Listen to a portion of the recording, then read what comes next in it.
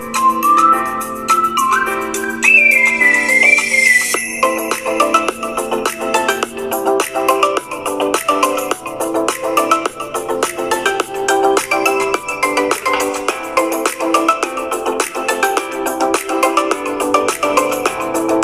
guys! Muli ito si Ate Yoli ay nagbabalik po sa inyo. Magandang umaga at magandang tanghali at magandang gabi.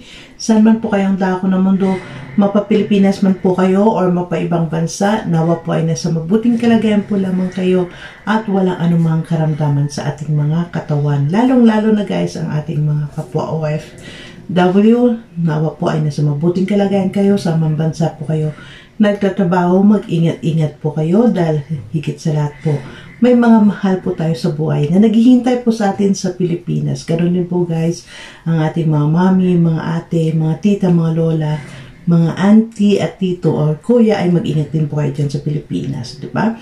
Ngayon may bibigyan po tayo dito guys isang reaction video. For nice ko po muna, bago tayo magbigay dito sa ating mga komento at or kuro-kuro ay nais ko po muna, supportan po muna natin ang Team Kalingap sa pangunguna po ni Kuya Bal Santos Matubang, Ate Edna's Vlog, and Kalingap Rob.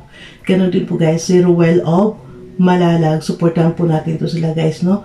Sa kanilang mga video upload. Huwag po tayo guys mag-skip ng ads sa kanilang mga video upload dahil tayo po ay nakatulong po sa kanilang paglingap sa hindi po natin pag-skip ng ads. So, ganon din po guys ay makisuyo na rin si Ate Yoli's Vlog. Sa mga hindi pa po nakapag-subscribe kay Ate Yoli's Vlog, please do subscribe my channel Ate Yoli's Vlog at paklik na rin po guys ng inyong notification bell na sa bawat upload po natin ay ma-notify din po kayo. So, let's go.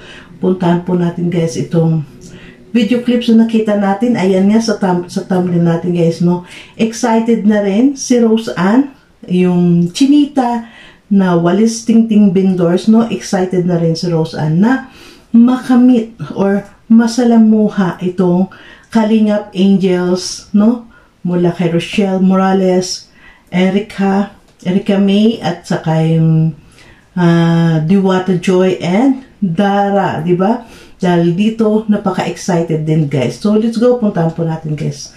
Panoorin po natin ang ating video clips. Paano na lang ang cellphone? Chocolate lang ito. Joke lang. From Ma'am Lizelle Kina.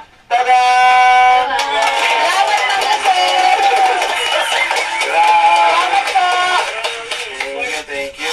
Thank you na sir. Salamat po mga sir. Ito po, cellphone from Ma'am Lizelle Kina. Isa natin. Grabe. 16 megapixel. Sino ba tayo?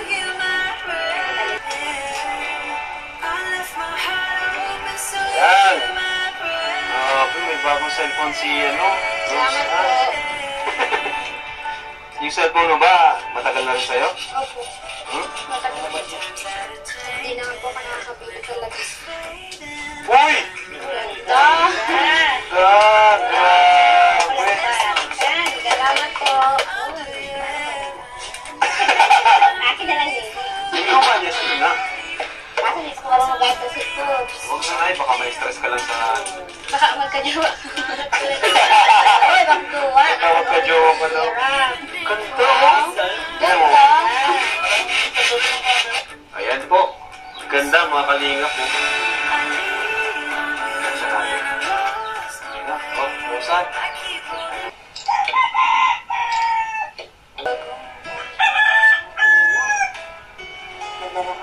Ibang pera pala ito yung ginastos sa bahay.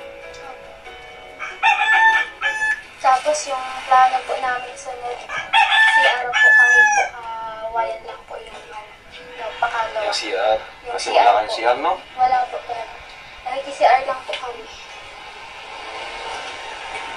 Kaya naman yun, palagi kayo nakikisi-CR. Kaya Ano kung sarado? hindi po kami nakaka-CR. Pag sarado? Kahit saan na lang po.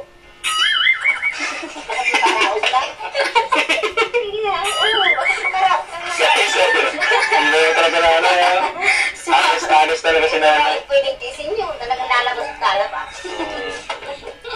Ay, tuloy pa ito si nanay. napanood ko po, yarap ang pogi talaga. Napanood mo po? Kanina, nanonood po kami, kaya lang sinasig namin. Sino pinanood niyo po? Si Joy. Si Joy, yung na may cover.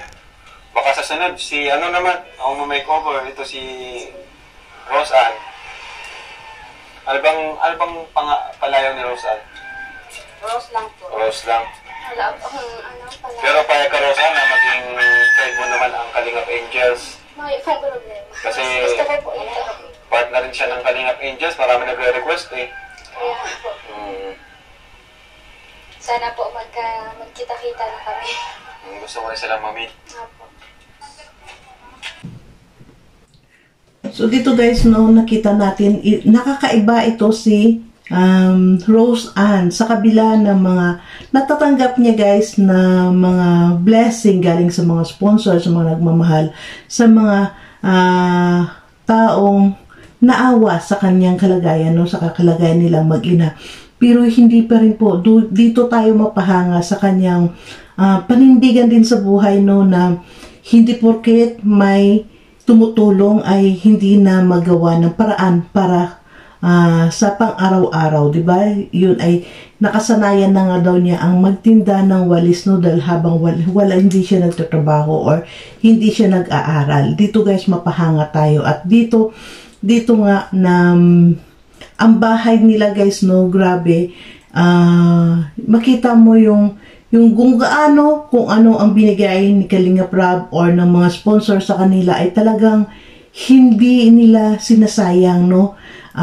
Hindi po nila na ang nanay niya, lalo na si Nanay Nora, ay talagang nag-isip ng safety nilang mag-ina, no, na yun nga, binila niya nga ng plywood yung bahay nila na yung dingding. Dahil kita naman natin guys sa nakaraang mga video ni Kalingap Rob, sa mga nakaraang upload natin sa ating reaction dito, ay yung dingding talaga nila, as in hindi matibay, sira, no. At yun nga, nadatnan pa nga dito nila ni Kalingap Rob na ang umaayos ay ang kanyang tita, no, ang kapatid ng kanyang tatay ang umaayos, ang kanyang papa ang umaayos dito.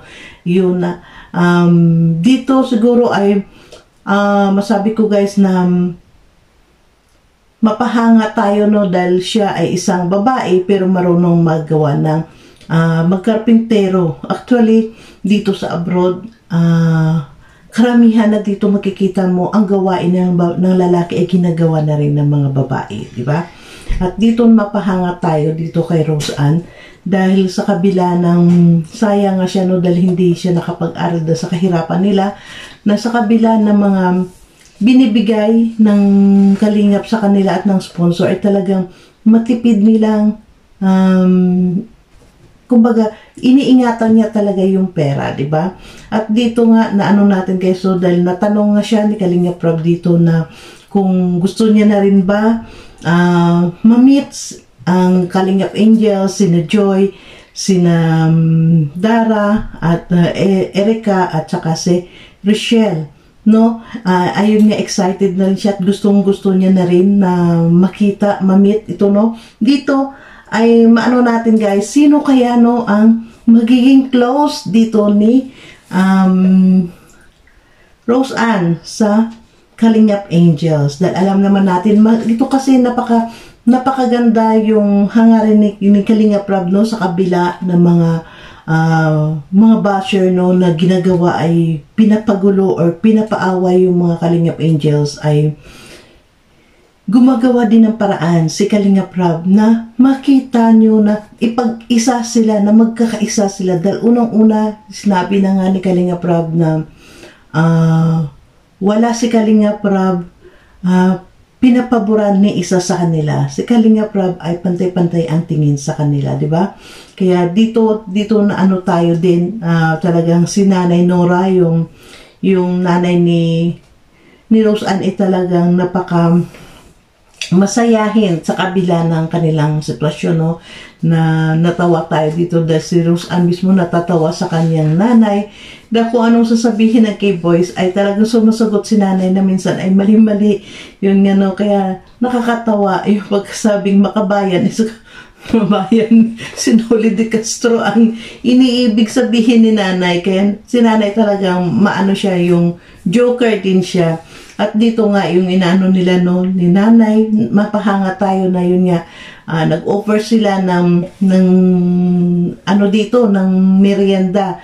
Bumili sila ng soft drinks at saka yung biscuit no, Skyflex yung nabili nila. Ay talagang yung gamit, wala silang gagamitan. Mabaso, yung baso nga, yung ginamit nilang baso ay yung cup noodles, no? Na katwiran ni nanay ay ayaw niyang bumili dahil mahal, no? Unahin nila ang kanilang pagkain. Diba? Ganito po sila guys, sa kahirapan ng buhay nila. At dito nakita natin na may mabait na sponsors, no? Na nagbigay din ng cellphone kay Rose Ann, na ayun magagamit niya nga sa kanyang pagpanood or sa kanyang pag-aaral, mag-aaral. At dito napakaganda guys dahil sinabi nga ni Kalinga Prab na itatanong kay kay Professor Dudes kung pwede siya makapag-enroll doon sa school ni Professor Dudes, no? Kahit na vocational lang muna para hindi lamang siya matambay, hindi lamang siya mabakanti ngayon, para at least hindi rin masayang guys ang kanyang mga oras, di ba? At least kahit na vocational course muna ang kanyang kukunin ay magiging experience niya pa rin yun. Kaya napakaswerte po ito ng mga Kalingap Angels sa Kalingap, kay Kalingap Prab, no? Dahil si Kalingap Prab, ayun nga, sabi ni Kalingap Prab na hindi lamang gusto niyang tumulong, kundi ang gusto ni Kalingap Prab dito ay maiba, mabago ang buhay nila, di ba? At yun nga nakita natin guys, kawawa nga dahil ito nga yung tali ng kanilang pintuan, no, ay talagang tali lang. Wala silang padlock sa pintuan. Kahit pa man siguro guys may padlock sa pintuan doon nila, dahil kita naman natin tali lang. Kahit may padlock man doon guys ay talagang useless din ang padlock, kasi sa kusina nila banda is walang dingding, di ba? Papasok pa rin kung talagang magnanako, papasok pa rin. Ayun nga dito sa kay Nanay Nora na dikipad na nga lang ang cellphone ni Rose Ann ay kinuha pa sa kanila, no, ninakaw pa na katulog si Rose Ann, pinasukan sila at kinuha ang kanyang cellphone. That dito hindi sila safe dahil una mga babae sila, at pangalawa alam na ng lahat guys na sila ay binablog ng Kalingap.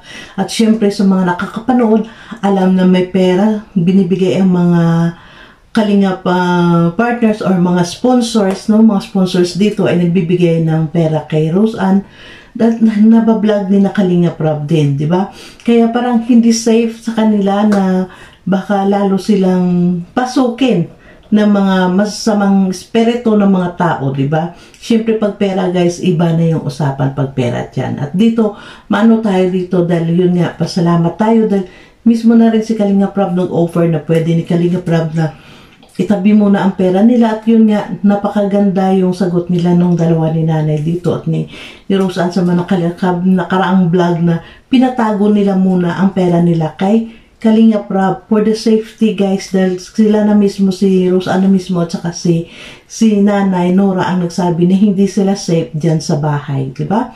At nakakaano talaga sila dahil tungkol dito, napaka good news din na meron silang ano tawag nito, merong mag-sponsor, yung sponsors ni Ido ay mag-sponsor para sa kanilang lupa, no, para lamang makaalis sila dyan sa sitwasyon ng pamamahay nila. Dahil unang-una guys, para sa akin, hindi talaga safe yung bahay nila na sa harap ng dagat, no. How? Kung may parating tayong mga bagyo at parang mag-high tide ang tubig, ay talagang aabot sa kanila, napakadelikado, no, dahil nasa harap talaga sila ng dagat nakatira. Kaya maganda to dahil meron silang sponsor, and yung sponsor ni Edo na mabait ay talagang nag-offer na siya ang magbigay para sa lupa at para dahil yun nga, sabi nga ni Kalinga Prab dito ay ang ano ni Kalinga Prab ay ang budget ni Kalinga ay para talagang pabahay lamang, di ba?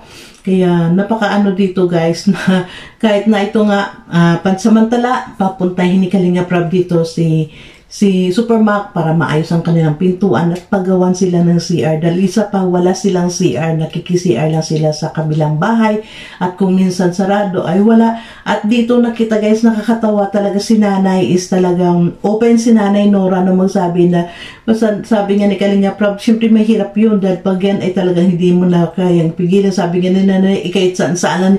Of course, pag sinabi niya kahit saan, of course, alam na natin guys, dun sa dagat, no? Kaya si Rose Ann ay natawa na lang sa kanyang ina dahil ang nanay niya talagang dire-diretso magsalita. Wala, ito guys ang pinakamaganda ng mga tao, itong mga tao na walang tinatago, no, sa kanilang buhay, talagang pakasabi talaga nila. Napakaganda at napakaswerte nila dahil natagpuan sila ng Team Kalingap ni Edo, di ba? Sana ito nga ay makatapos na talaga siya dahil sobrang talino nga nito ng bata at yun lang sa kahirapan ng buhay ay hindi makapag-aral, di ba? Kaya sana ito sa mga Kalingap Angels, sina Rose Ann, Erica, Richelle at Dara and Joy ay talagang makatapos sila, no? Dahil ito guys, ang mga Kalingap Angels, pag sila ay nakatapos ng pag-aaral, talagang hindi nila ito malilimutan ang Team Kalingap. Dahil kung hindi dahil sa Team Kalingap ay hindi sila makatapos ng kanilang pag-aaral. Di po ba? Kaya patuloy po tayo sumubaybay at patuloy po tayo magsuporta dito sa Team Kalingap. Dahil alam po natin guys, hindi man tayo ang natutulungan, at least nakikita natin, may mga kapwa tayong nangangailangan. Higit sa lahat, ito kagaya ni na Rose Ann na natutulungan ang Kalingap. Di po ba? So, thank you so much and God bless everyone guys. See you in my next upload. Magkita-kita po tayo. Bye!